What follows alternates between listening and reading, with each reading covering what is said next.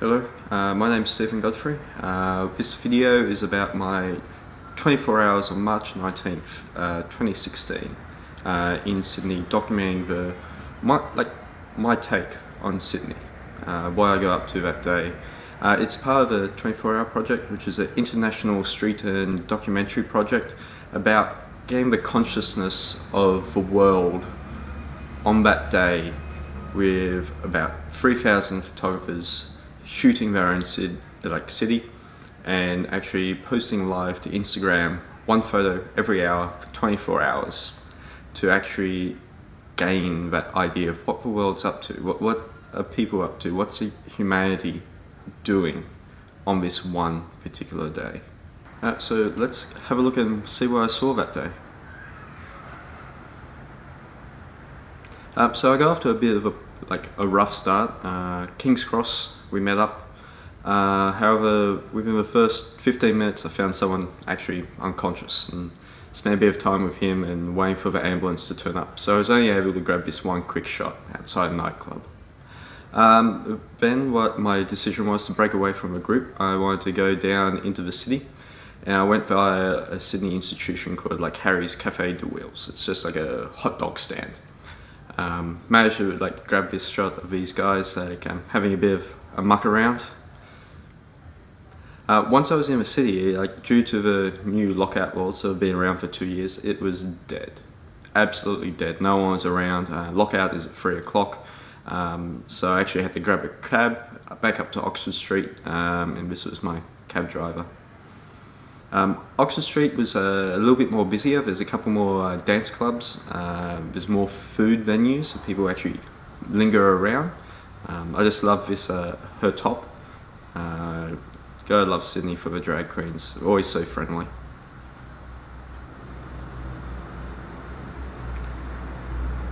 After going down there, I went back, charged some batteries, and was around the Haymarket area. Once again, the city's just starting to wake up now, although these guys from Wollongong were still partying hard, just heading back to Central Station once the trains start running to head home for the night.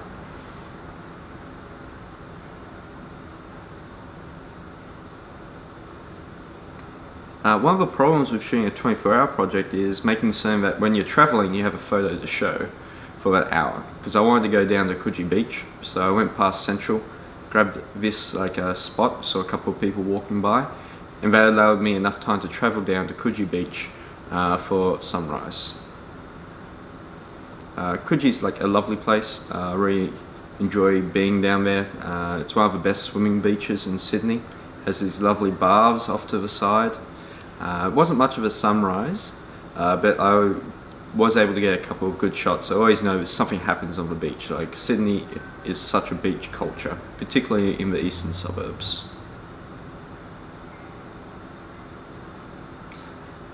Also, as sunset rise was about 7 AM, I knew I could probably get a shot just after 7, so I could actually go have a break, have a shower, refresh, have breakfast, and then head back into the city afterwards.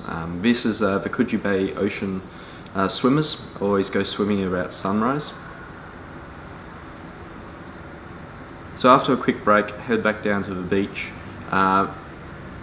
Thing about Sydney is that, particularly in the beachside suburbs, it's such a fit place. So much exercise goes on. You actually care about your body looks.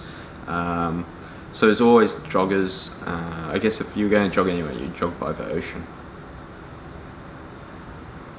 I've headed back into the city now. I was able to catch a bus, try to grab some shots out the window, but it didn't work. In Australia, smoking is a dying culture. So as much as I can, I try to get people in the process of smoking, rolling their cigarettes or smoking exactly. Now, I'm normally not a morning person, so shooting Sydney in the morning was real eye-opening. There's so much light, so many glorious reflections. This is at Railway Square. I just love that spot. At this stage, I've now been awake for over 24 hours, and I'm starting to get a little bit tired. I find this nice spot near the QVB. Unfortunately, some idiot with a phone goes and stands in front of me and ruins it, and I have to head back. I grabbed this teddy bear at Central, Hey, don't jump in other people's shots, guys. I need like a place to go sit down, so I decided to go to the Art Gallery of New South Wales and see if I can find someone actually sketching a painting. Unfortunately, I scared him a bit, so he's not at his best, but he's a wonderful artist. He was doing a study of a painting, and he actually has an interesting portrait project that he's working on, something I participated in. After that quick break, head back into the city. It's a bit of a walk. Once again, smoking. This is just a thing on the side. There's a lot of girls in the city now doing Thai massage signs, but this is just a classic street photo. Is this man and mannequin going to go to London as a couple? Time for lunch. Take a lunch break. I know there's a protest happening at about 3 o'clock. So I grab this in the cafe and have lunch, recharge the batteries, and I'm ready to go for a high intensity protest. So this protest is rebelling against the lockout laws. One of the problems that they were bringing up or were trying to get people to see was that the casino is just outside the lockout zone, and another casino has been built inside the lockout zone that's going to get an exemption. This is an Australian icon, Bilby. It's our Easter bunny, pretty much. Couldn't get more Australian than that. The interesting thing about the protest was it's about people that love music. So you don't have normal angry people. So they had some mobile DJ booths, which they pushed down the street all the way from Town Hall, down around through Darling Harbour and up to Star City Casino, that they see as the real evil people that have been bribing the politicians. People always bring kids to protest, don't know why. This guy was quite crazy, running around. Another Sydney institution, always smiling. But the good thing about protests is it always brings out some characters that dress up. Just, you gotta love those goggles.